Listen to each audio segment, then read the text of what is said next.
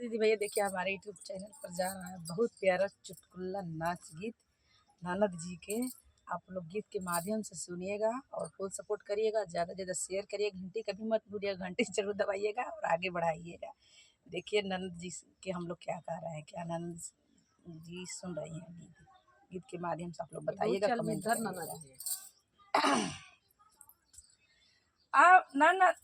गोदावाला गोदनवा हो ननदो गोदावाला गोदावाला गोदनवा हो ननदो हमार गोदावाला गोदनवा हो ननदो हमार गोदावाला गोदनवा हो सुना ननदो हमार गोदनवा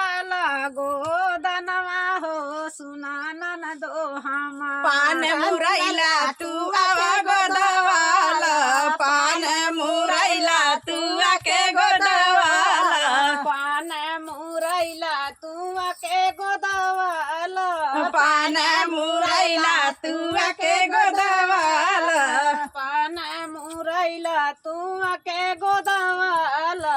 दिलवा में पिया जी के नाम लिखवाला, दिलवा में पिया जी के नाम लिखवाला, दिलवा में पिया जी के नाम लिखवाला, दिलवा में पिया जी के नाम लिखवाला।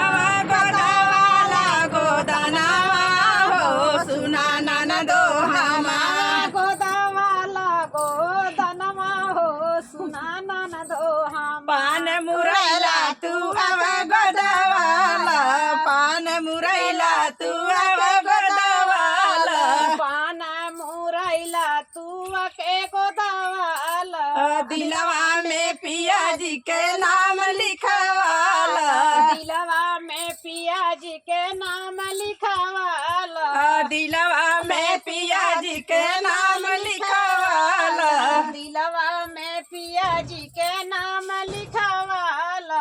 जैबू गावनवा का तू बताइबू, जैबू गावनवा का तू बताइबू, पिया जी पूछिया का तू बताइबू, पिया जी पूछिया का तू बताइबू, पिया जी पूछिया का तू बताइबू, पिया जी पूछिया का तू बताइबू, पिया जी पूछिया का तू बताइबू।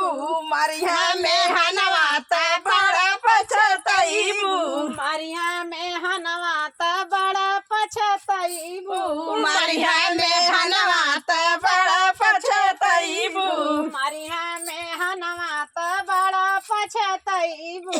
कवन तू करबू बहनवा हो सुना गोदवाला गोदनवा हो ननदोया गोदवाला। कौन तू मरबू बहनवा हो सुना ननदो हमार, कौन तू करबू बहनवा हो सुना ननदो हमार, तू करबू बहनवा हो सुना ननदो हमार। मारिया में हनवाता बड़ा पछताइबू, मारिया में हनवाता बड़ा पछताइबू, मारिया में हनवाता बड़ा पछताइबू, मारिया में हनवाता बड़ा पछताइबू।